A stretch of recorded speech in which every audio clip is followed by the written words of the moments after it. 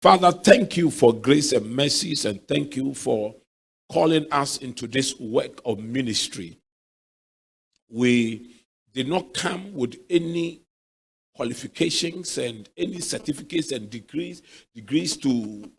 We did not. You just called us by your mercies and by your grace. We didn't deserve to be where we are, but you have overlooked us, things in our lives by your grace, and you have brought us into this vineyard to work for your kingdom. Who are we to call ourselves the servants of the Most High God? Who are we to call ourselves the workers for the Most High God? Who are we to call ourselves ministers of the Most High God? But this is what your grace has done for us. Your servant as a minister, and share the inspired thoughts you have placed in my heart for your people. Give me eloquency and give me the understanding of a wise man, that I will speak that which is in your mind and in your heart to your people. In Jesus' name. Amen. God bless you. Today I'm looking at a very strange subject. It's called followership, the other side of leadership. Followership, the other side of leadership. It is very, very easy to teach on leadership because it is very, very motivating. So please don't go ahead of me. It is very, very easy to teach on leadership because it is easier to tell people they can be leaders.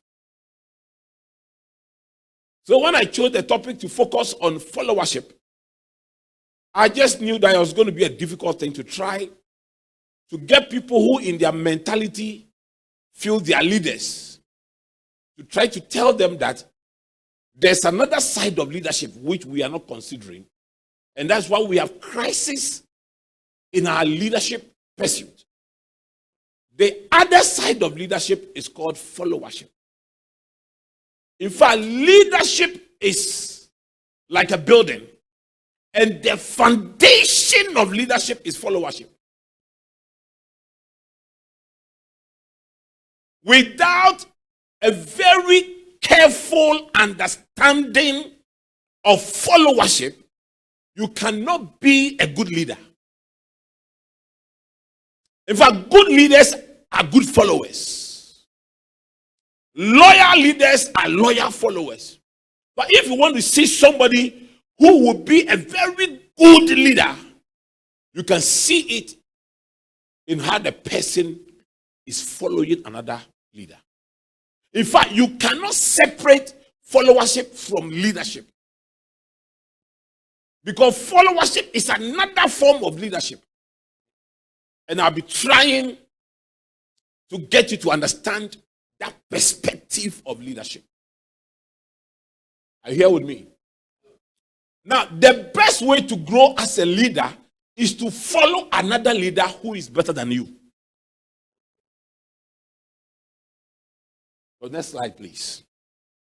The best way to grow as a leader is to follow another leader who is better than you. I was just sharing with Reverend Stanley and my team when we were even coming in our car. Yesterday, I had planned things for myself, and then around late morning, I got a call from the Archbishop. Titi, where are you? When the Archbishop asks, where are you? You can't even tell him where you are. You say, Papa, I am around. Say, this evening we are going to this event. I say, yes, Papa. Immediately I put the phone down. I called to change all my plans. Just changed everything. Then when I got to where we were supposed to meet, I saw Reverend Steve reporting. Bishop Doug reporting. Bishop James Sarr reporting. And I'm very sure that he might have called them around the same time he called me. But these men, Bishop Doug, Reverend Steve, Bishop James, they know that the best way to grow as a leader is to follow another leader who is better than you. Are you here with me? I am trying to say that followership is another form of leadership. So to follow someone is not a reduction in your status. Are you here? That's why you have people like Bishop Dag and Bishop James and Reverend Steve, who will, at the first phone call of the Archbishop, will report immediately. Because these men understand that to grow as a leader, you must follow a bigger leader, a higher leader, a better leader. Are you here? The day you stop following is the end of your leadership growth. You will stagnate. Are you here with me? So my mission this morning is not to teach you anything new, but to call your attention to some things that you have neglected in your leadership developmental strategies. I am very sure that you want to be better tomorrow than who you are today. You want to be greater than who you are today.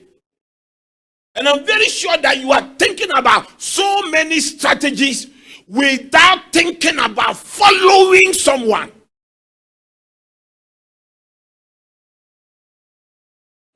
Let me give you an example of what followership is.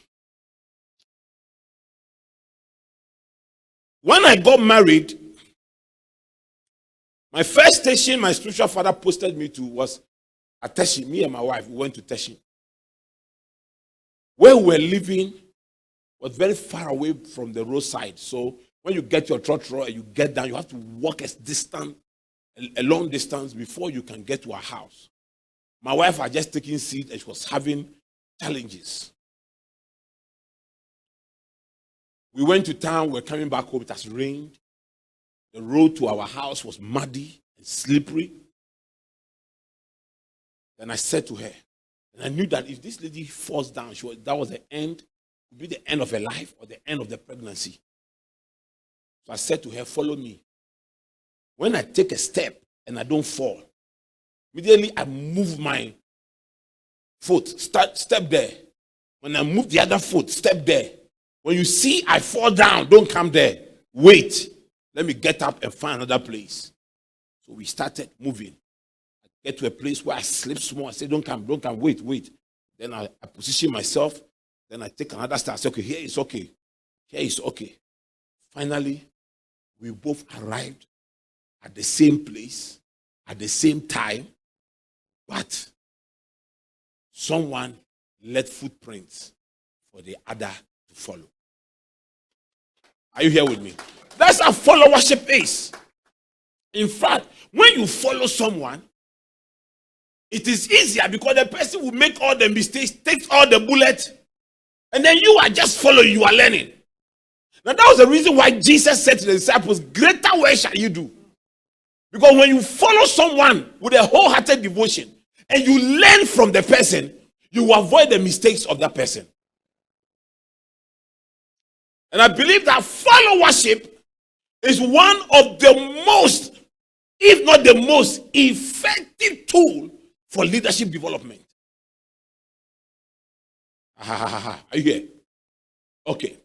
Now, introductory scripture for this presentation is from Matthew 4, the verses 18 and 19. As Jesus was walking beside the Sea of Galilee, he saw two brothers, Simon called Peter and his brother Andrew. They were casting a net into the lake, for they were fishermen.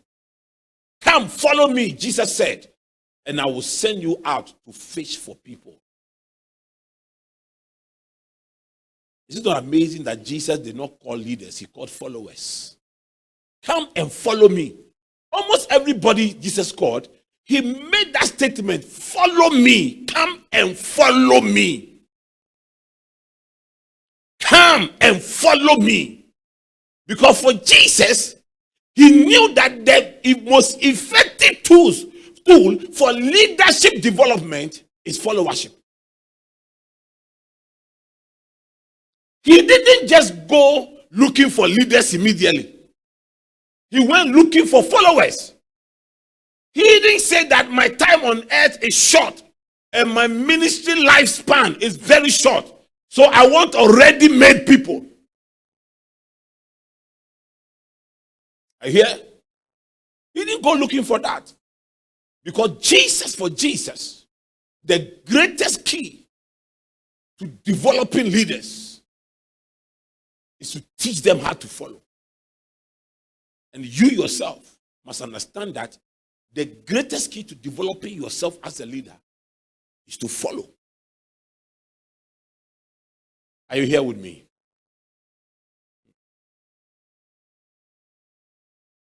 Leadership is a coin with two sides.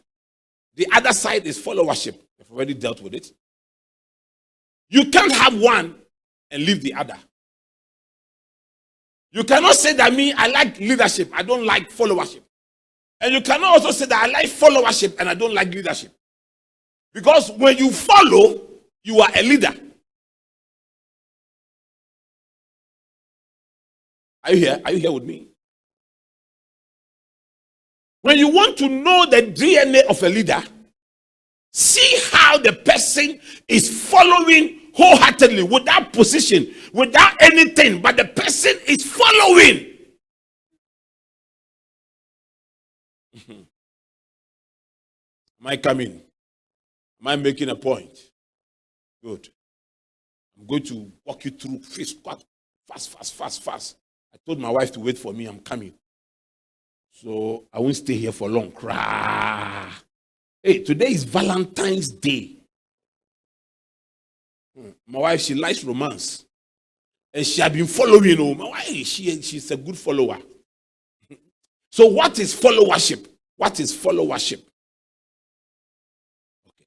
Followership is a continuous leadership growth process where a leader or a potential leader improves on his or her leadership skills by committing resources like time, money, skills, expertise, knowledge, etc. to the assignment of another leader of higher position. So I will leave the notes here. Your guys will have it. So if you leave your technology guys, if you have their emails, you send these notes to them. But it's not complete. You see that there are other things I'm still developing. So you get some things at the down part of the notes that doesn't make sense. Don't worry. So followership is a leadership growth process where a leader or a potential leader improves on his or her leadership skills by committing resources, time, money, skills, expertise, knowledge, etc. to the assignment of another leader of higher position. But this one is a lifelong something. It's a lifelong something. You don't follow and at some point you say, I've finished following. I have finished following. I'm not following again. I have finished following. All of us are still following. We've been following people. When I got born again, I was 14 years old. I was the same fellowship with Pastor Divine. We've been following, sir. Now we are still following. And I won't stop following until Jesus comes. Because I have noticed that the more I follow, the better I become. The more I follow, I learn things. In fact, followership teaches you faster than what classroom will teach you.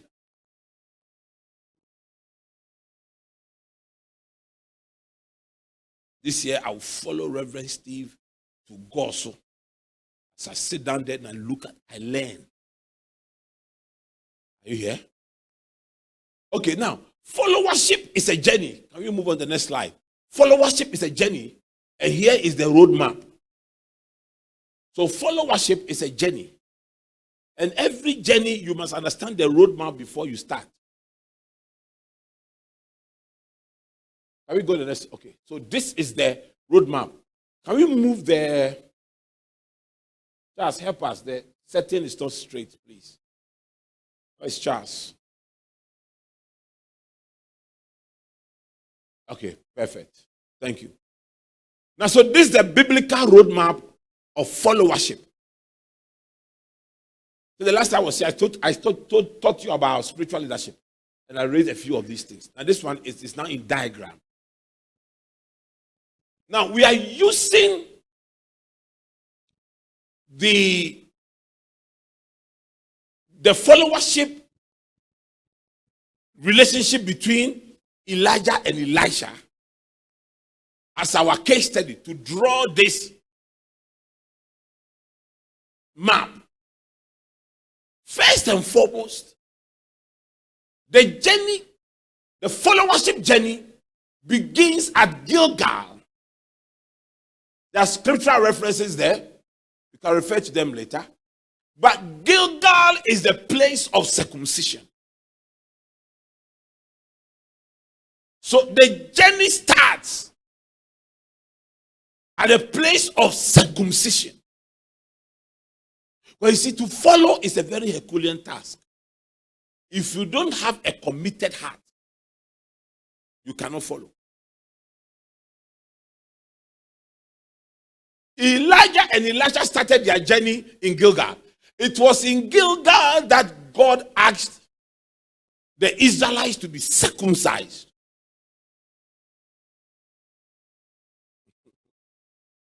A place of circumcision. But you know that there are better circumcision than get the circumcision of the flesh. This one, the circumcision of the heart. If your heart is not genuine, if you are not following with a wholehearted devotion, you cannot complete the journey. I'll show you right now. You cannot complete the journey. To follow, because sometimes you are following, then the person you are following sometimes will come to a stop. And it's creating some traffic jam. And now you don't know whether you should overtake or you should be patient and hang around and see when the journey will restart. Have you been there before? When my father was old, sometimes I used to see my father off. He was living somewhere else, we're living somewhere else, and we used to walk. Sometimes I wanted to see him off fast, so I can come and join my friends, play around, play some football and other things. Then I'm going with my father. He was over 70 years. Then we walk small, and then my father will say, Kofi, let me rest more. As my father is sitting, I'm standing. I'm doing this. Then I'm going there. You can see that I am impatient. So sometimes he will look at me and say, Kofi, if you want to do something, go and do it. Just let me relax. You go and do it. Just let me relax. I said, oh no, Papa, no. But he has seen by my posture that I'm in a hurry to just go and drop him and go somewhere. But you see, because I love him, and my heart was good for him, and my heart was circumcised for him, and he was my father who gave birth to me and who has raised me. When he raises the issue, when I notice that he has observed my impatience attitude, I immediately change. I immediately would tell him that, Papa, it's okay. Then now I will sit down with him.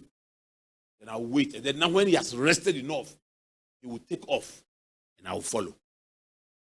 We eventually get there, but we don't get there the time I want to get. You understand? But I don't determine the time we should get there. It's the one I am following who determines it. But what I also learned in following, because in following him was that, I will also get to a point where I will be tired like him and I will need people to be patient with me. Are you here with me? So I kept all those things in my mind. The life, in following people, you will get to that point. Are you here with me?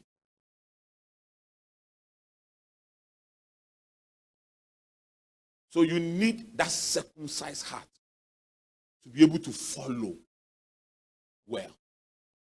When your heart is truly circumcised, that is where you come to Bethel, the place of encounter. The place of encounter. I'm telling you, you can follow someone and never have an encounter with God. His ministry will never bless you. His preaching will never bless you because your heart is not circumcised. Are you here with me? And you can never have any encounter because your heart is not circumcised. So the person is preaching, you are not blessed. When you leave the person, you go to another church. Anybody will preach, you'll be blessed. But that person whose your heart is not circumcised for, you can't be blessed. You can never have an encounter under a leader you are serving under if your heart is not circumcised under the person. Are you here with me? You need a circumcised heart to have divine encounters. God will never move you to the place of encounter if your heart is not genuine when you are following. Are you here? Okay. When you have an encounter, you move. God cannot trust you and move you to the place of instructions. But once you begin to have divine encounters and you have understanding of God, God cannot have confidence in telling you some things. It's not any instruction God can give any man. But if God is not giving you instructions, it means you are losing a lot. Are you here with me? Until there is a circumcised heart, there cannot be an encounter. Without an encounter, you cannot be at the place of instruction. And usually the place of instructions is where God gives you the strategies to win your battles.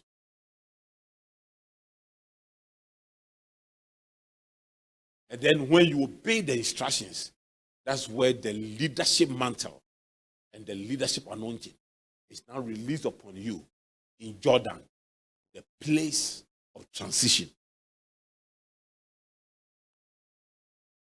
Having to meet people, amongst you, you hear people who say, Charlie, I have been around, sir, man, I've been here for 10 years, I haven't seen any change. I have followed this man, and I'm not seeing anything. There are people like that, they get disillusioned, and they begin to grumble. I don't even have a car. I don't even have a plot of land. Even not quarter plot of land. I've been here, not quarter plot of land. Brother, you haven't started a journey because at this place, you haven't come here. So God cannot bring you here. Are you here with me? There cannot be a transition. You cannot have that transformation if you have not been here. And if you don't get to Gilgal, you cannot get to Bethel, the place of encounter. And if you have not had encounter, God cannot trust you and bring you to Jericho to give you instructions because you will disobey. And if you have not come to Jericho, you cannot heal Jordan. So you remain the same. That's why now you begin to feel envious and you become jealous because some people came to meet you and they have become better than you. We were here before he came. Now suddenly he's this.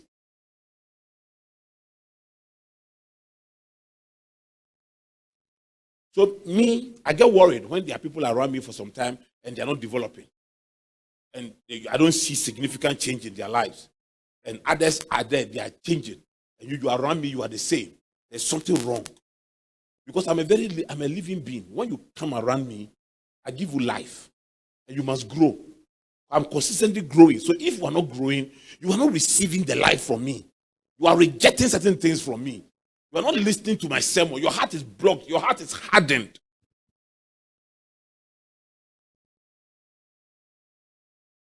Are you here? That is no circumcision of your heart.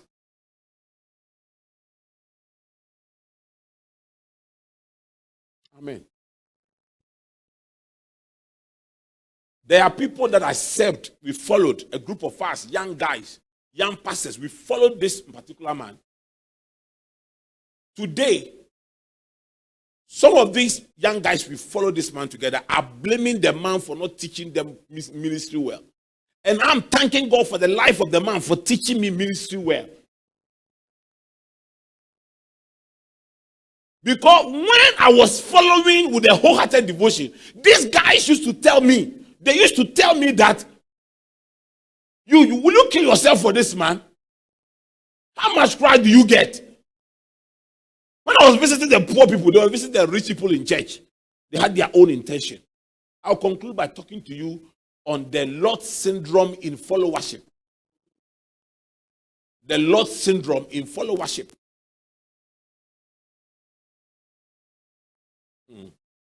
Hey.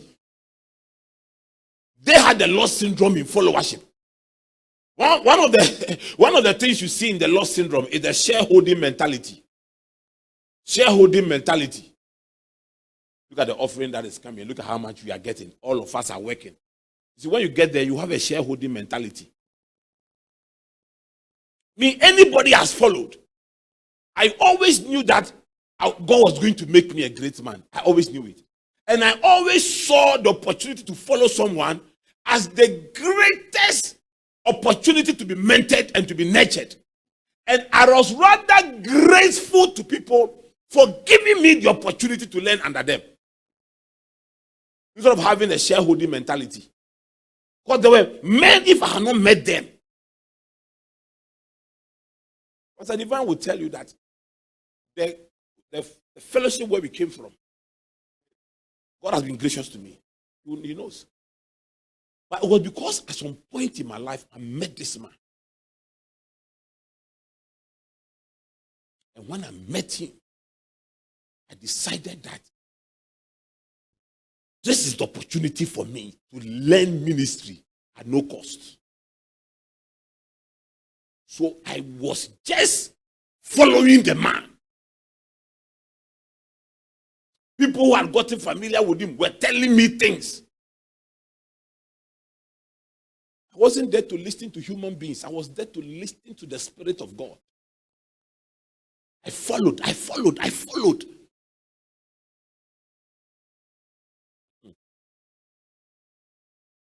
He wasn't like a man who could blow and people will fall down. But God told me from the beginning that you cannot copy anointing, but you can copy some ethics in ministry. And I've not brought you here to copy anointing. I've brought you here to copy some things. And you can be modeled in a way. So I got circumcised. Then I came to the place of encounter. Remember during those days, you see the man preaching. You see pastors have their, once I'm up, soaking in what he's saying. Even if I didn't understand, he's saying something. And I was soaking it in. And I was praying, Shalaba, and I was soaking it in. Then after the service, we used to meet with the young pastors. We meet somewhere to eat. And these guys who raised the issue, Charlie, the old man, nowadays his sermons are not going, And I'm telling them, I was blessed. Oh, Titi-Ofei, you are always on the opposite. But it was because, you see, when your heart is not circumcised, you cannot have an encounter with the Holy Ghost under the ministry of a man you are following. It's as simple as that. It's as simple as that. You understand? It's as simple as that.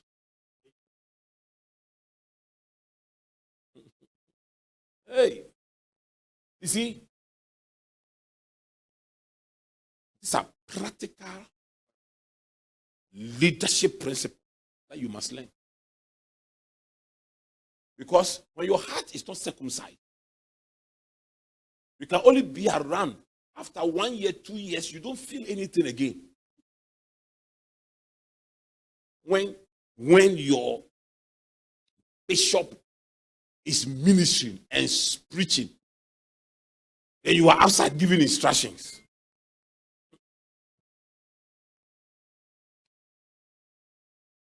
I've been to Churches where senior pastor is preaching, junior pastors are outside talking. You're outside talking.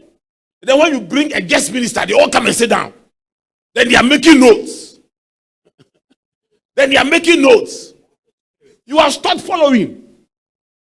And you haven't even started. Because if you started at Gilgal, you will come to the place of encounter. That anytime the person you are following speaks, you feel something.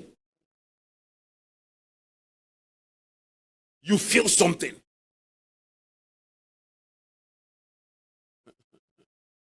Hey, Jesus is Lord, isn't he?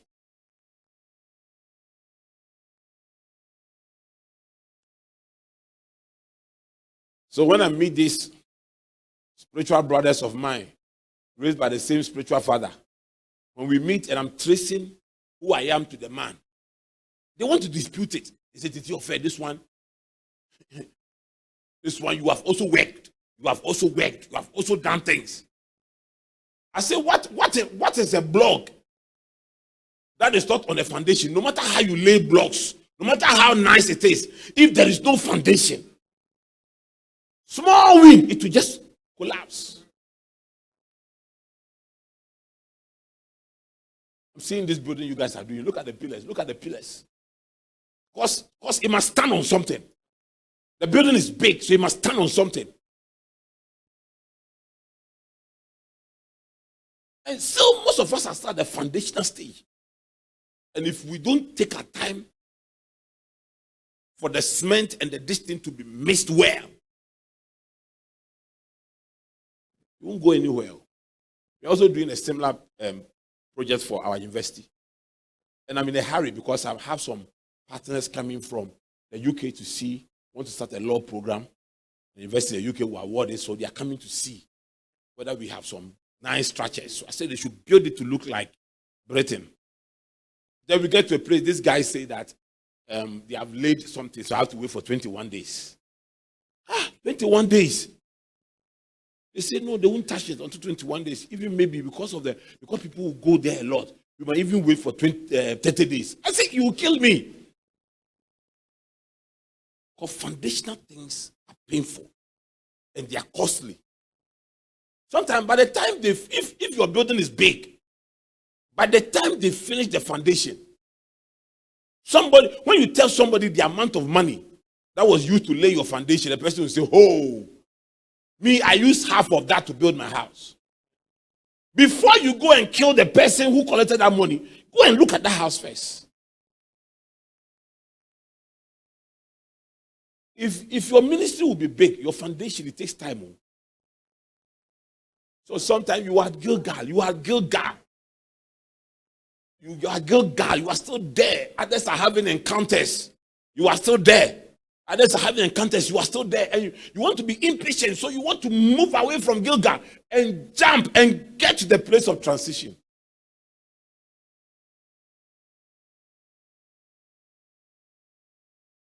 It's not easy, eh?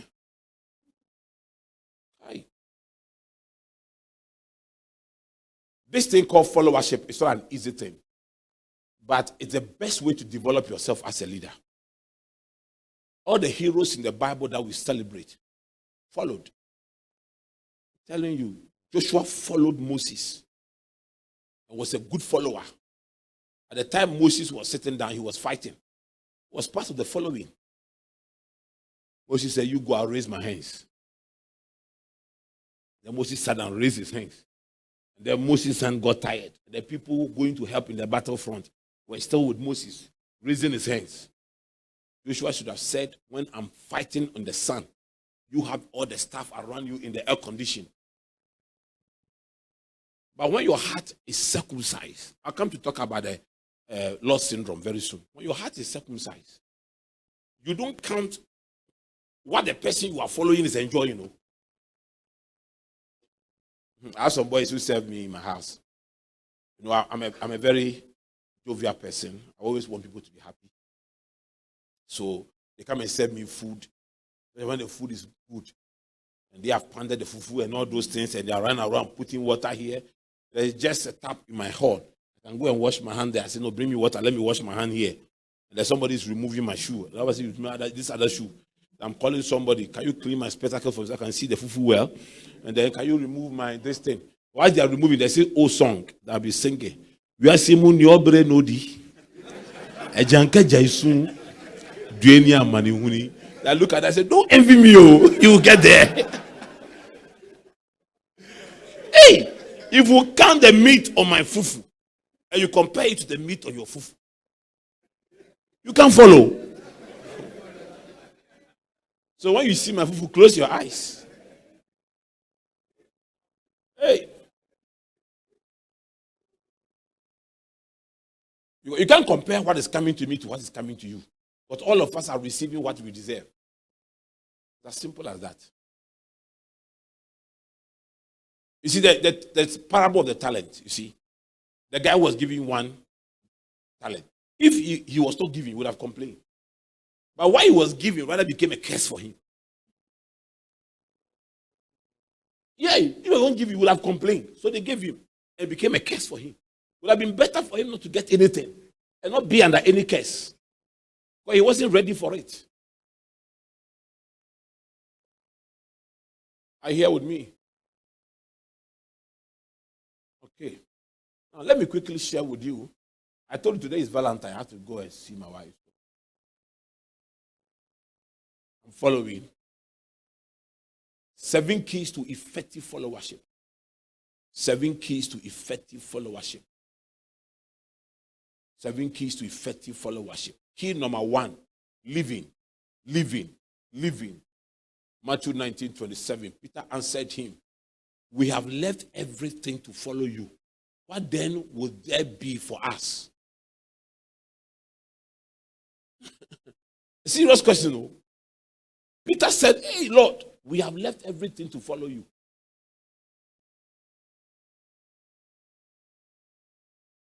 Like this man was just coming to tell me something this morning. He's a businessman who was going to his shop. I said, "Hey, I'm going somewhere. Let's go." He has left everything to follow. If you don't leave anything, you can't follow. Followership requires that you abandon certain things. Yeah, it can be your dream, your vision, your other things. Followership will require that. But remember, if your heart is not circumcised, you can't live. You will count the cost. 6 things you must leave in order to follow well. Let me show you. 6 things you must leave in order to follow well. Please, you have to understand. Get the foundational understanding of this. I say followership is a form of leadership development. Number 1, you must leave pride. Leave pride. Get people who say that when people start talking like, we are humbled ourselves. If you are humble, you don't say it. But the humble people don't say it. They don't even know they have humbled themselves. They don't even know they are humble themselves. So we are humbling ourselves. We are all men in our own right, but just that because we want to follow, that's why we are following like that.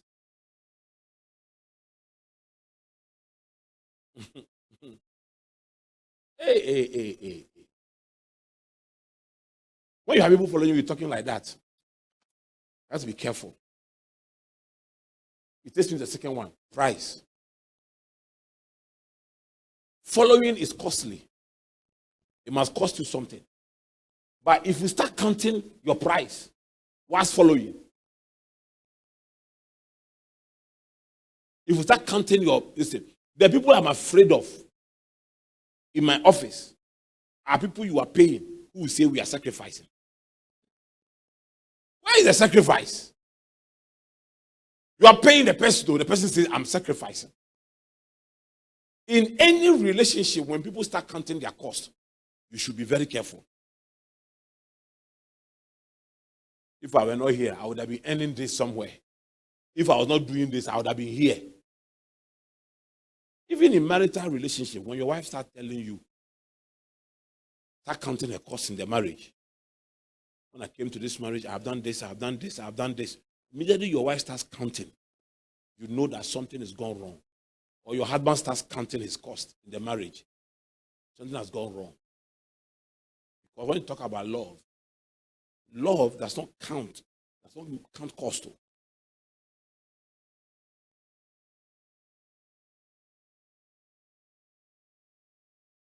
A lady came to do one of my books. She was taking it somewhere to print it cheaper for me.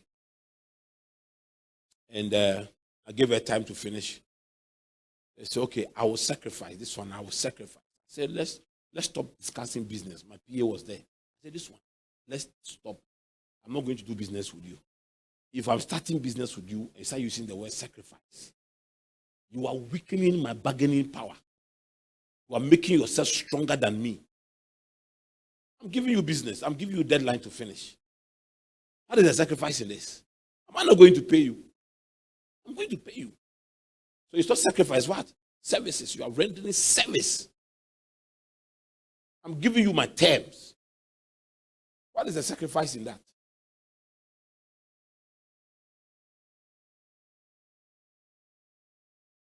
I was talking to one big man who was dictating to me, and I was standing and I was writing. Then he fell asleep. I was standing there. Standing. Then he woke up. So, sorry, where were we? Then I mentioned. Then he would say one or two things. Then you sleep again. I was there for a long time standing. Hungry, weak, standing. But to me, it was an honor for that man to ask me to write the things he was discussing with me. Let him sleep all he wants. Let me be here all I want. It is part of me, my psyche of followership. I'm not going to put it in my negotiation with him. Remember when you were sleeping, I was there for you. I sacrificed and I stood on my feet. With all the snoring, I managed, I hanged around. Don't count your cost. In followership, don't count your cost. Are you here? In followership, don't count your cost. Okay, the next one is people. There are people you must leave when you are following. You don't leave some people you cannot follow. At some point, Abraham realized that if I don't let Lot go, I cannot follow God. But the kind of things God is telling me, and it happens that I'm the only one he's talking to. He waits when everybody is not around, then he comes and tells me something. God, but let somebody to hear what you are telling. Oh, God doesn't speak to two people at the same time. Listen, I've always said to married people that when you are treating your wife in a way, or your husband in a way, and people start making negative comments, you are too committed to this. It's because the kind of love in your heart, they don't have the same love for that person. That's why they think that you are doing too much. You understand? That's how it is. When you are following somebody and you love the person, it is not everybody who can go with you. Do you know what people have called to tell us about people we are following? Hey, you have to be careful. The people we are following, they are all the people they have been blessing to, will still call us. Hey, this man, you have to be careful. This person, you have to be careful. Okay. But you see, when you do things based on conviction, you don't follow the crowd. Okay? Leave your past. Brother, leave your past. If you want to follow me into the future, please come, let's go. Don't come and drag me to the past. The people that come, I think I've shared it here before. There are 5 paths that you must walk past. The past that hurts you. The past that hurts you. Please, don't come around me and carry your poison to poison my life. There's a lady who wanted me to mentor her. She's based in the UK. She tells me, I will do this for you. I'll do that for you. And then she said, oh, I should have met you earlier. I did this for this pastor and he disappointed me. I did it for this pastor and the pastor hates me. Well, he started saying those things. Say, hey, I'm going somewhere. This thing from your past, that you want to carry it into my future. I don't want to go with it. I was sharing in our church this Sunday on our marital series. I was telling them that let no man reduce you as a woman to his past relationship. I dated some girl who hurt me, so now I'm very careful about dating girls. And you say, I will never do that. I will never do that. What do you mean? If she has a problem in the past, she should deal with it. She should not use you. Hey. It's important, though. It's important. Some people, they carry a lot of points. You see, when you are comfortable being around bitter people, then there's something wrong with you. You must be around better people. Not people who are bitter. Bitter against the former pastor, bitter against his current pastor, bitter against the wife, bitter. When you sit around that person, it's always grumbling. When I was in Bible school, there were a group of associate pastors. So it was like senior pastors, associate pastors. And all these associate pastors, when we meet, we sit down there. It's about our senior pastors. And this has done this. Charlie, these people, they are wicked. Do you know Sunday, after service, the man took all the offering, didn't give us any. This one will talk, this one will talk, this one will talk. At some point, I took myself from the associate pastors. Because I know one day I'll be a senior pastor. Let me join the senior pastors and learn from them. And let me leave these people. They are going to poison me. Okay. Today I'm better than all of them. They are still associate pastors. You cannot run down a senior pastor and expect to be a senior pastor. So don't be in the company of people here who have failed in ministry but want to blame others for their failures. You get it? Want to blame others for their failures. Charlie, this church, if you are here, your ministry will not grow because the pulpit you won't get. Who told you that it's the pulpit that grows your ministry? I told you when I finished Bible school, 22 years, I was some lanky guy. The plan for the preaching timetable came out 6 months. My name was not inside. My name was not inside. I was the youth pastor. So I took a letter from my senior pastor, wrote to schools around Accra. Sunday evening, Labone Secondary School, 1,500 students. I'm speaking to them. My senior pastor was speaking to, we were around 150. 150. I was speaking to 1,500. I created my own congregation and brought souls to the church. You get it? And brought souls to the church. One guy left a church on the Sprinters Road. Church pastor by a man I respect.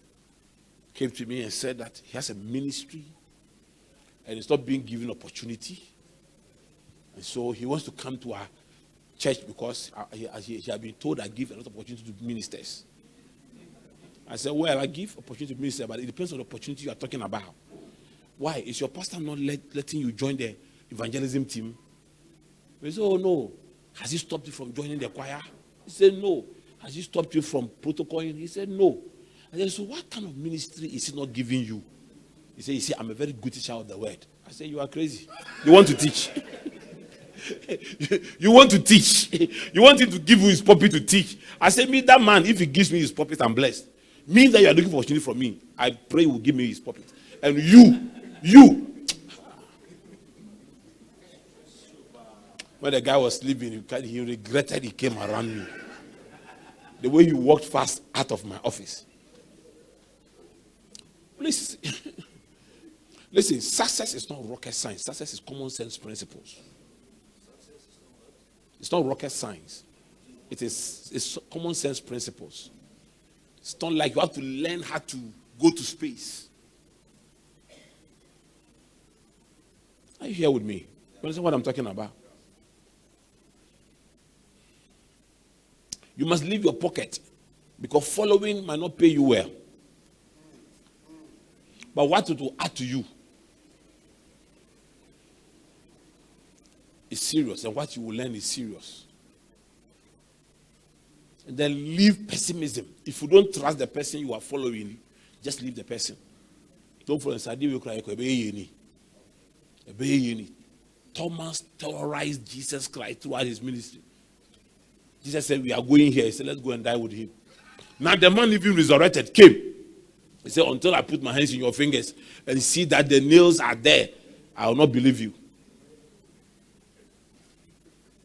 That you find Thomases in your ministry who don't believe in your ministry, but they still around you. If you don't believe in my ministry, why are you there? Why are you around? If you don't believe in the mission and vision of CEM, nobody is forcing you. Because you hang around and you don't follow well, and you try to sow seed of discord, you will bring curses on your life. That's why the white people are more honest than us. If a white man doesn't feel that, if a white man feels that this thing I'm doing is hypocritical, he will stop. He will not be around and stay around and create troubles. He will just declare that, listen, I don't fit in here. I don't believe in what you are doing here. So I want to move on somewhere. And we will not fight you. We will bless you. So go and do what you believe in. Are you here with me? You understand what I'm teaching? So the second key to effective followership. So the first one is living. The second one is listening. John 10:27. My sheep listen to my voice, and I know them, and they follow me. You cannot follow the person whose voice you don't listen to. John 10:4-5. And when he has brought out all his sheep, he goes on ahead of them. And the sheep follow him because they know his voice. And they will not follow a stranger voice. In fact, they will run away from him because they do not recognize a stranger's voice.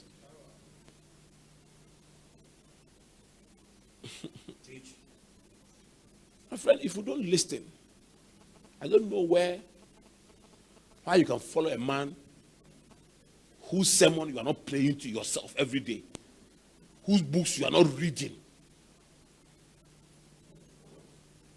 Every church have the way they do their things, and the way the pastor preaches, and how he wants the church to go. You can't just go and sit somewhere and bring some doctrines that is not acceptable to the church. And you think that, for me, this is what I want to do. Every line of doctrine that is contrary to what Reverend Steve has is a stranger's voice.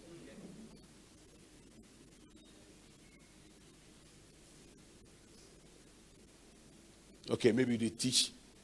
Okay, we don't believe in alcohol. We don't drink alcohol. Then you hear another man of God making argument for alcohol. Then you call some people, Charlie, come and see. Oh, come and see. Charlie, we can drink. Hear this one. Stranger's voice. There are 3 levels of listening. If you are following somebody, first you must make time to hear the person. The next level is that you must understand the person. You must put yourself in the person's shoes and understand the person, where the person is coming from. You ask yourself, if I were the leader of this church, maybe I'll be saying the same thing. Maybe I'll be demanding the same loyalty. Maybe I'll be demanding the same hard work. Until you put yourself in somebody's shoes, you can't understand the person. Then finally, it is when you have understood that you give the right answer.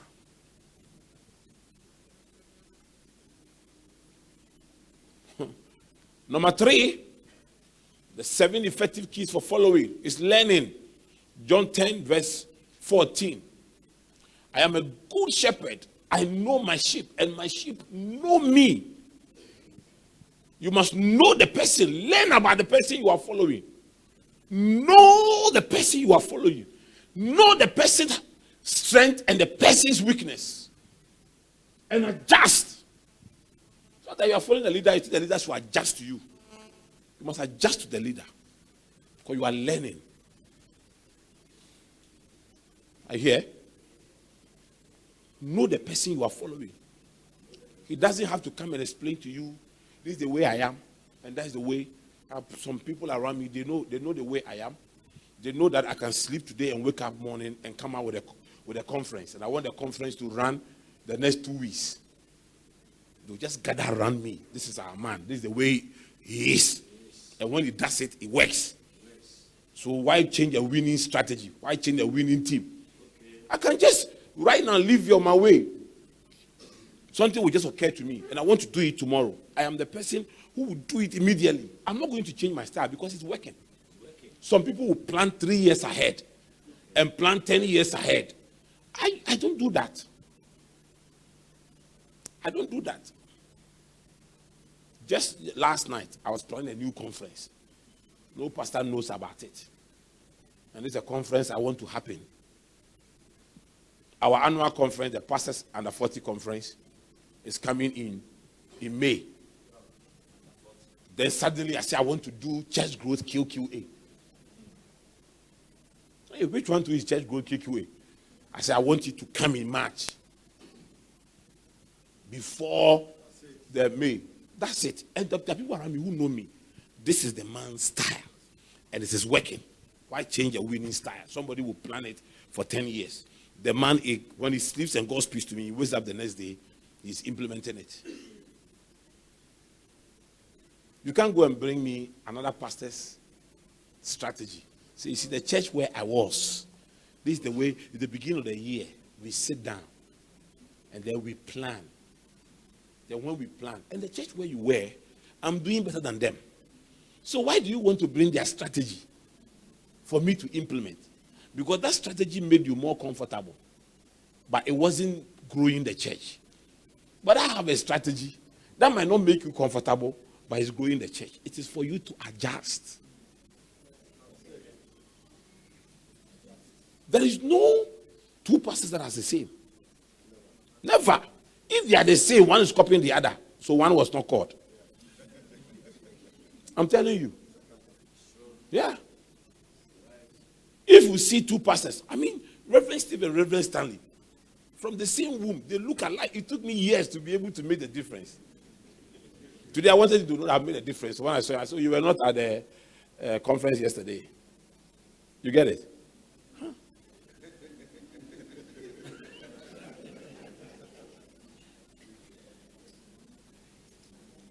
You need to be able to learn and have your own understanding of the person you are following.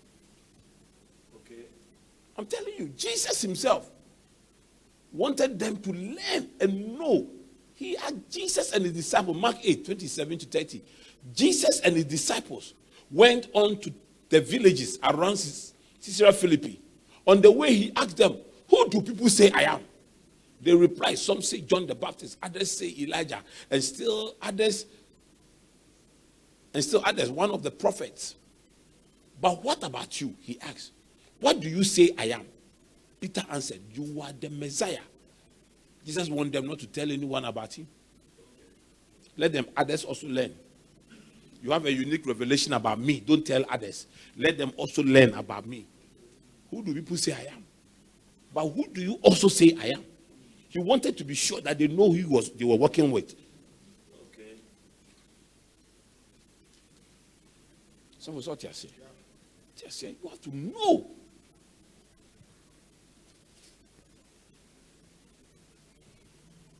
Catch your personal revelation about the person you are working with. Just catch your personal revelation about the person you are following. And follow that person based on your personal revelation about him. Everybody ran and left Jesus. Only Peter went to the palace. Because he had a personal revelation about Jesus. Had that personal revelation about him. Jesus could trust him. You could trust Jesus. I'm not following you because of what people told me about you. I'm following you because I know. Finish. And it's not everything you know about that leader that you like. Focus on the ones that you were called to do in his life. Number 4, leadership. Leadership. John 10:13. The gatekeeper opens the gate for him, and the sheep listen to his voice. He calls his sheep by name and leads them out.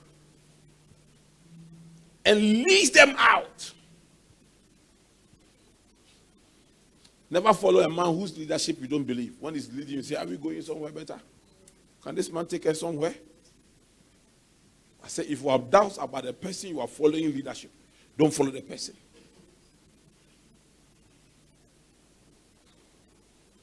Number 5, loyalty. You've heard a lot about loyalty with Bishop Dark coming here regularly. So you've heard a lot about it. John 10, verses 4 and 5. And when he has brought out all his sheep, he goes ahead of them. And the sheep follow him because they know his voice. And they will never follow a stranger. In fact, they will run away from him because they do not recognize a stranger's voice. Loyalty. You cannot follow a man you are not loyal to. Stranger's voice. All the things I've noticed even about ministers. You see, there are ministers that your success reminds them of their failures. So when your success reminds them, they are looking for opportunity. I was preaching in my church one day. It was a very strange sermon. And I told them the title was 7 people who will rejoice at your fall. 7 people who will rejoice at your fall. And I said the number 1 people are people that your success reminds them of their failure. So you see what Reverend Steve and Stanley are doing here? Some people who started with them years ago who thought they were better than them, but have not been able to get to where they have gotten to. Their success reminds them of their failure. When they see them, they say,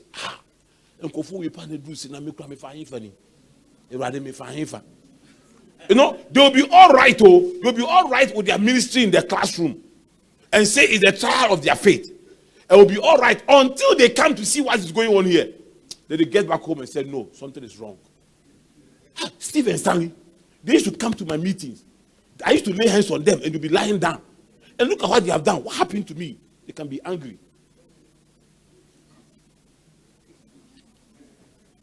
Then they will call for a leadership meeting and blast everybody. And then when they try to see that they can't, they will blast everybody, go and see their leaders, how they are supporting them. Then they will call his wife. You go and see Reverend Steve and Stanley. The way their wives are supporting them, you don't support me. You blame. You see, when your success reminds people of their failure, they try to find things to blame. They still want to justify why they have failed. You know, they still want to justify. They will do everything. Then finally, when nothing is working, they will focus and start criticizing them. Yeah, so they say, you see, they don't preach pure gospel. You see, they are compromising. They are doing and then they become a stranger's voice. Hey, how your bishop's own close friends can have stranger's voice when you go and visit them one-on-one on their own. Hey, they can start saying things. Even your own congregation, you can preach a sermon that is a sermon I call chukin sermon. When I'm going to preach, I announce. My children will be playing on their bed, and maybe there will be some sand or something. They come and say, that is something is choking us on our bed. So I call those sermons chukin sermons. So when I'm going to preach, I say, today my sermon is a chukin sermon. And sometimes on the chukin sermon, you can see people's face that it's choking them. I have where I hesitate when I'm going out of church. But when I preach chukin sermon, I don't hesitate there. I go through there. I try to walk through and look at people's face and shake them. This is a chukin sermon. Sometimes when you preach chukin sermon, a stranger's voice will get up and start telling people. All right. And start attacking your sermon. Start attacking your anointing. Nowadays, the sermons are not good crowd. Where the sermons are going, when you go to church, you don't feel anything. The stranger's voice. Reverend Steve and Stanley might come out with some leadership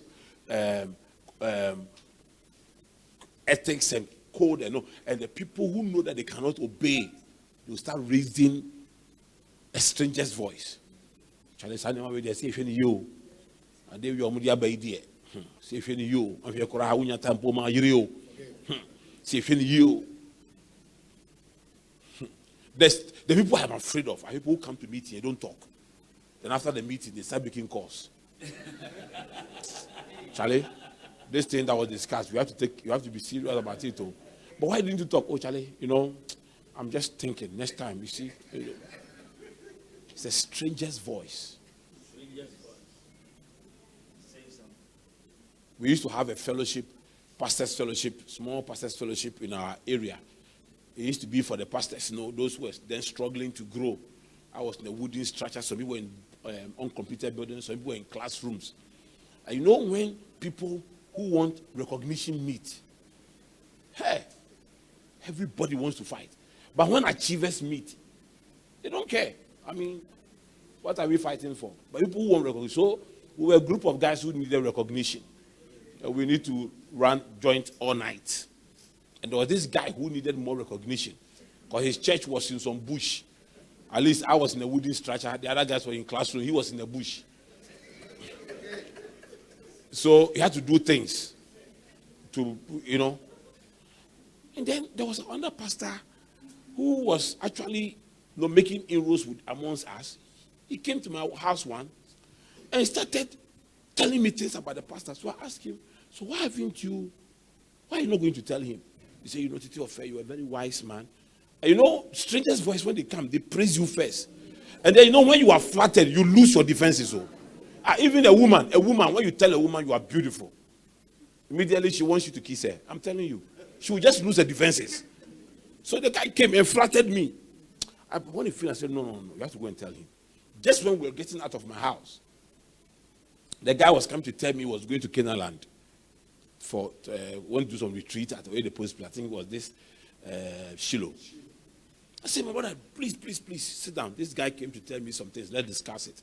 I said, I'm not going to let you tell him what you told me. I'm going to tell him what you told me. Because if I ask you to tell him, you will change. Now I'm going to quote you. If I'm not quoting you well, you tell me. What he said, they were all lies. The pastor, he said, was complaining because the pastor said, me, have I met you? Have I complained anything to you? Why was he doing that? A stranger's voice. A stranger's voice. And this is what is killing a lot of even top leaders. In fact, I went to serve in a church. When I got into a church, apparently there was division between two pastors. I didn't know. And one group for the pastor decided to corner me to their side. So within a week I was in church. This group some people started telling me negative stories about one particular pastor. Be careful, this pastor, be careful. Hey, I'm sorry, I remember 1 week I'm here careful idiot. So there is temptation for how. Then I told my wife, no, there's something wrong with this church. Let's keep cool. Let's see something. Apparently there's this big division. So the people that came to me, stranger's voice. I didn't listen. For the guy they were saying I should be careful about was supposed to be my senior colleague. He was supposed to be the one I was supposed to serve under. I had to choose where my loyalty is. So I came to serve under this guy. I cannot just follow this. You have to be smart. You have to know when Satan is speaking through somebody. They are there. There are so many people around us in church. Even your own wife, Satan can speak through your wife.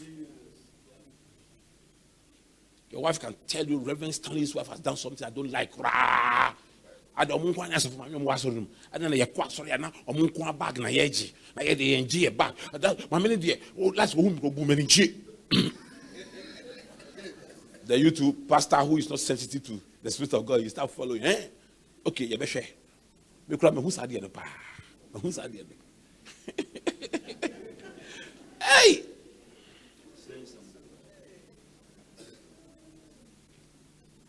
Especially when we are dealing with fathers. You can't come and tell me things about people who have had encounters with God and achieved things. There's a small boy in some wooden structure will come and sit down and run. It's called a stranger's voice.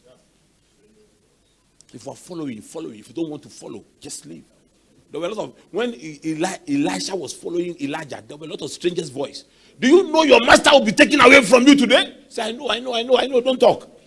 Do you know they'll be taken? I know, don't talk. Finally, when the Spirit of God came upon him, it was they that celebrated him. Watch the stranger's voice. Any voice that is contrary to your voice of the person you are following is a strange voice. Are you here with me? And then label. Number 7 is label. I want it all to, number 6, label. I want it all to start with L so that you don't forget. Label, name, just name. Look, John 10, 3. The gatekeeper opens the gate for him, and the sheep listening to his voice. He calls his own sheep by name and leads them out. He calls his own sheep by name and leads them out. What name does the person you are following call you? Does the person call you this loyal son of mine, this loyal daughter of mine? This I remember having a meeting with the Archbishop. Papa can say things, so hey, and we're supposed to do something, and I was supposed to suggest some names to him. I said, Papa, what about this person? He says, Titi, he's a believer. And then I said, what about this person? He's a believer. And then what about this person? He said, this one is a Christian. I said, Papa, so what's the difference between a believer and a Christian? He said, even Satan believes that Jesus is Lord. That is Papa describing some people as believers and others as.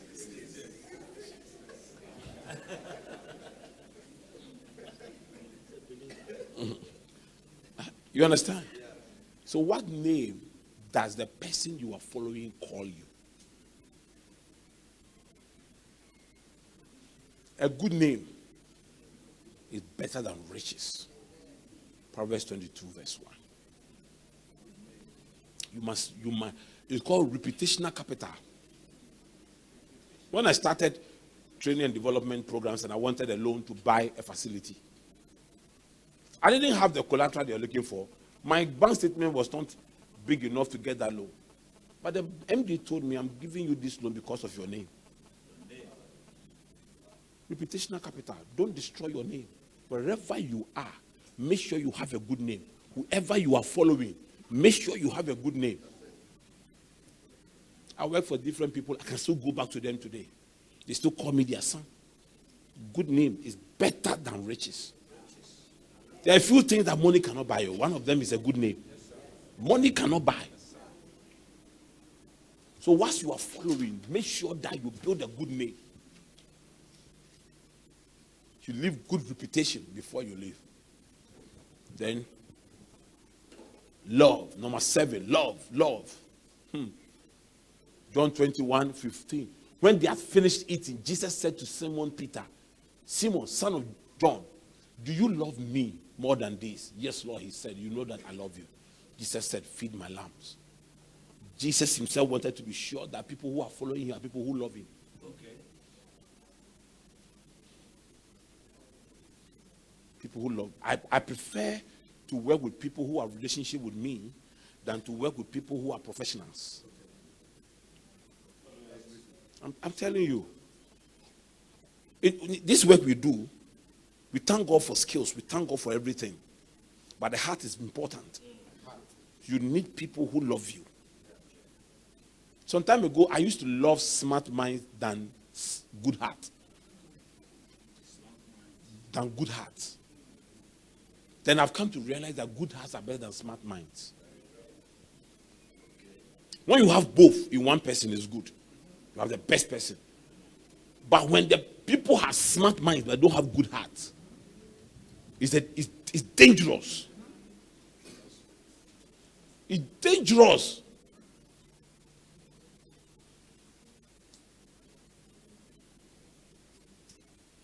Ahithophel had a smart mind, but he didn't have a good heart.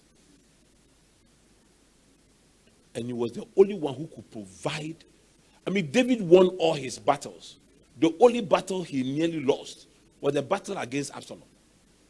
Because someone, a smart mind, had just decamped. I'm telling you. Nobody ever moved David out of his palace until someone with a smart mind but a bad heart came on the scene. That's why even God does not look at your mind, he looks at your heart. I'm going to deal with God. God said, let me look at this heart. Or if it's a good heart, I think I'll like it. That's why he didn't allow all the well-trained and armed soldiers to kill Goliath. If you had made any of them kill Goliath, they would take the glory and they would take Israel. They will actually take Israel from God. They will tell God that we have staged a coup. The country is no longer yours. It is ours. We have taken it over from you. Hey. So God wanted a man with a good heart, who no matter how God lifts him, will still remember that he was picked from the backside of the desert. That he could dance before God naked for Saul's daughter. Imagine if Saul has killed Goliath. What would have happened? Look at what even the daughter, look at what the daughter said. When she saw David dancing. There was no, in Saul's house, there was no religion, there was no worship of God. The man was following witches, going to to go and receive and call the dead spirit of some. He was an occultist. So God knew that if this occultist win this battle, so God brought David. God will always look at your heart before he gives you opportunities. Okay. I'm telling you, he will look at the heart before he gives opportunities. And I think that it is time. When you are following someone, follow with a good heart. That is why the followership roadmap I showed you started from Gilgal. Your heart must be good for God to trust you with good things. Let me conclude. Let me conclude with this one. I told you today is Valentine. My wife is very romantic. If I don't go and do my Valentine. Okay, so let me conclude with this one. The Lord syndrome in followership. The Lord syndrome in followership. I have 21 syndromes in followership. I'm just sharing one with you. I'm leaving the rest so that they will call me again.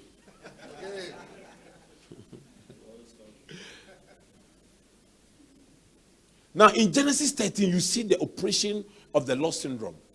Number one, it starts with familiarity. It starts with familiarity. Lot has gotten to a place where he doesn't even recognize that his uncle, Abraham, was his uncle.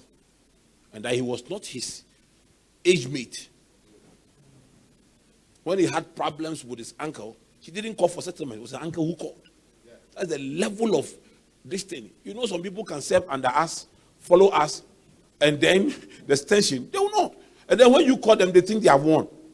Hey, you called me. Oh. You called me to settle. That's the height of familiarity.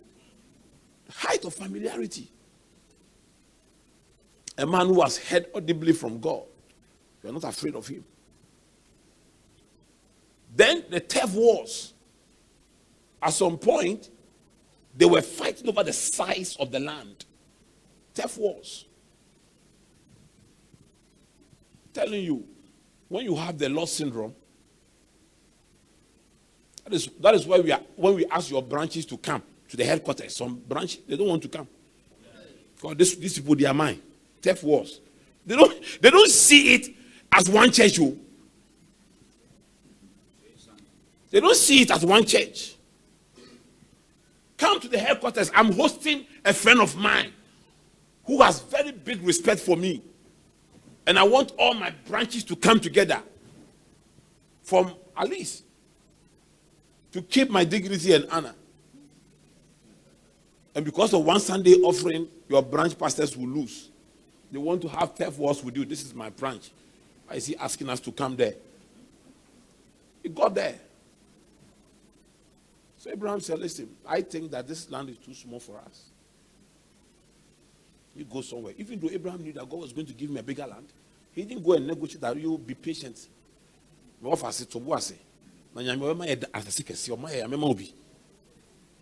he saw where the thing was going, he said, right now, you choose. The land is before us. Even before God said, I will give it to you, you choose where you want and go. When somebody starts waging turf wars with you, see the person off.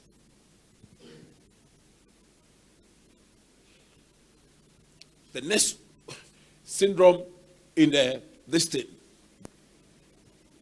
the loss syndrome, the next thing you see is competition. Competition.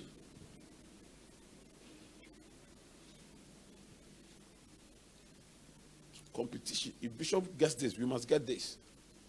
If you move this, you must do this.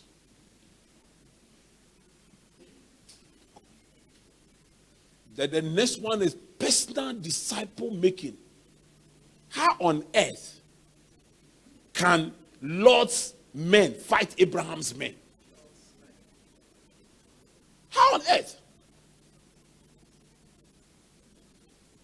You can imagine that one of my pastor's children decide to fight my children. He will call his children and say, hey, don't do that. Whatever he did, stop. It's the bishop's children, don't do that. But as for Lot, let's fight.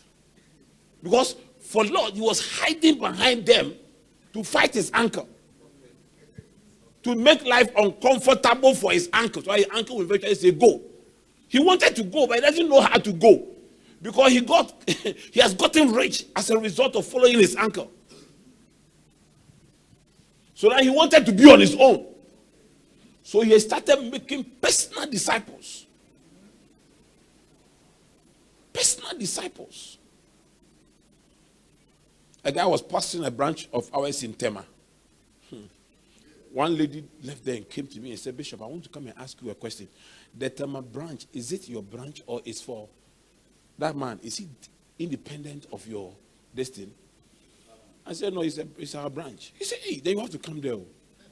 Because the way the guy talks, we don't hear anything from him about you. We don't see anything. There's no you in him. We don't see anything. He'll be talking. You see the way I'm suffering to build this church? You see the way I'm suffering to build my church? You see the way, have you seen anybody here? You see, we have bought our own instruments, so did they come from anywhere? So the descending people in it say, hey, this guy. Disloyalty, I'm telling you, yeah. Building personal disciples, pointing them, not pointing them to the source, pointing them to themselves. We are here. Nobody ordained me. God called me straight. Hey! God called me straight. It's because of humility. That's why I'm pastoring a branch. Like the oil on me, if I stand on my own, you will see. But the time will come. But what they don't know is that they are very discerning people. So I just closed that branch and I asked that guy, just be on your own. Find something to do. You'll be better off without me.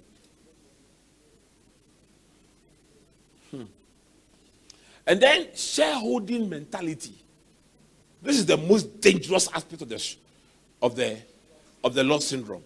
Shareholding mentality. There are people who will call their senior and say, and the church, we started it with you. We all started together. Now tell us where we stand. Oh, why should I tell you where we stand? Hey, tell us where we stand. Because look at the car you are using. What car are we using? We have to know the arrangement. When you die, who inherits you? And if this was a company, at least I would have been 50% shareholder. Let's sit down and talk well. Hey, Jesus. I'm telling you. So Abraham said, when Abraham saw the shareholding mentality, he said, choose. You choose. I won't fight you. And that's when you follow a very spiritually matured person, the person will not fight you. The person will not come and create confusion. And you will assume that the person is weak. You will assume that the person is weak. When you are following a matured person, you assume that the person is weak. But the person is not. He doesn't want you to drag him into the gutters. Go to the gutters yourself. I don't want to be there with you.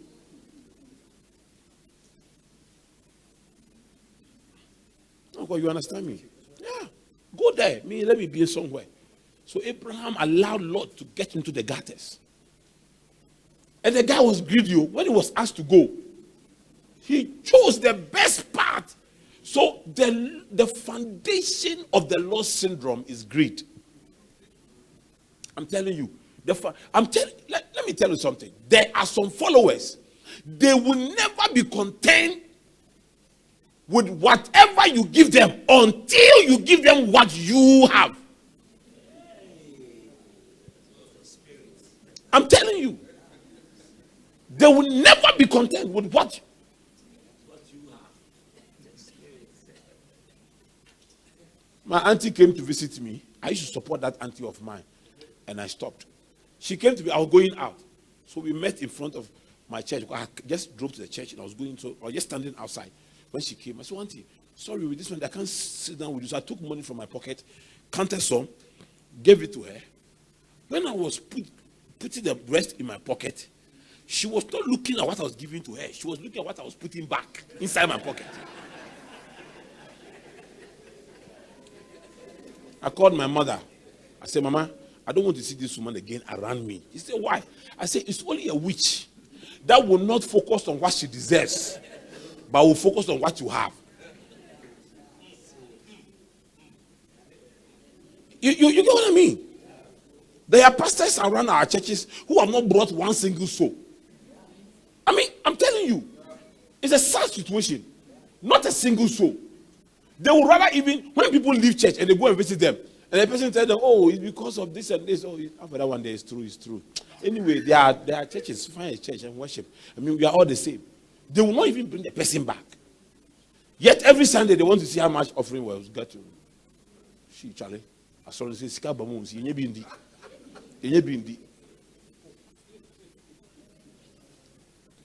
The reason why companies thrive is because they don't give you based on what the income they get. They give you based on what you deserve.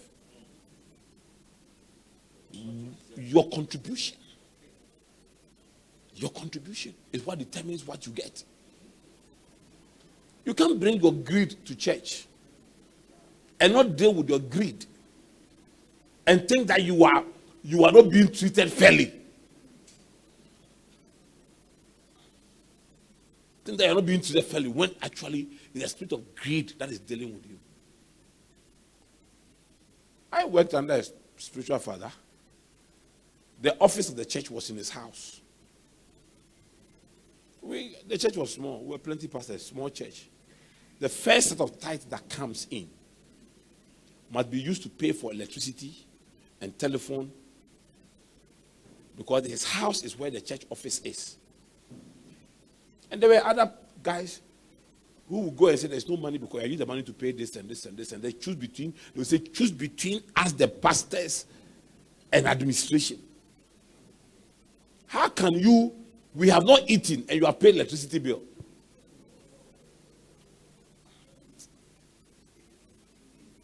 You see, this is an uneducated mindset. Okay. Do you know, in a well-educated mindset in the organization, when the organization is not generating enough income, workers will understand that let's put it back. Because if we spend what we have gotten right now, the company will collapse. So the next 3 months, we are not taking salary. Let's put it back inside. Let's put it back inside and get this thing. All the things that was giving us growth at the time was that our spiritual father was a counselor. People who were going to do marriages will come for counseling. By the time they finished counseling, they stayed in the church. People that had marital problems. So our office was a hot cake. Every time you go there, the man gets up by 7 a.m. is in the office. By 7 p.m. was still there. And the growth of the church was based on the fact that people at the time recognized him as a leading marriage counselor. So anybody who had a marital crisis came to look for him. And the people running the church felt that this is the source of growth for this church, and we have to make sure the office was always functioning. We, the small boys who were not bringing souls to the church, thought that human beings were better than the organization. Of course, it is true. Human beings are better than the organization. But without the organization, what would the human beings be? If we forget anything I've taught you today, don't forget the Lord syndrome. The Lord syndrome will destroy your ministry, and it is based on greed and covetousness. If you run your ministry with greed and covetousness, you are finished.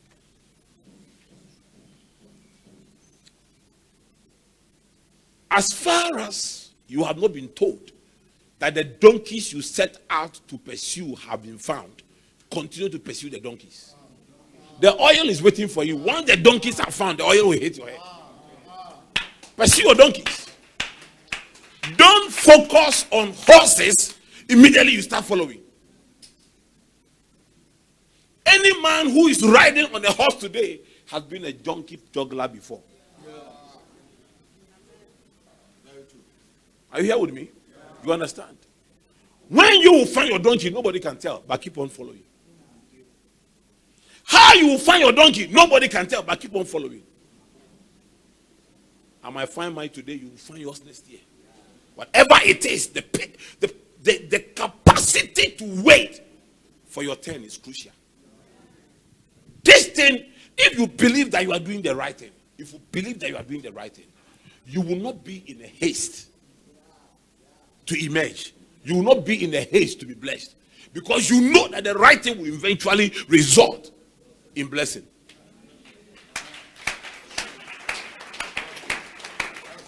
But the people who cannot wait are people who know that what they are doing, they are not doing the right thing. Yeah. And if they don't circumvent and cut corners, they won't be blessed. So they have to use human effort to get blessed.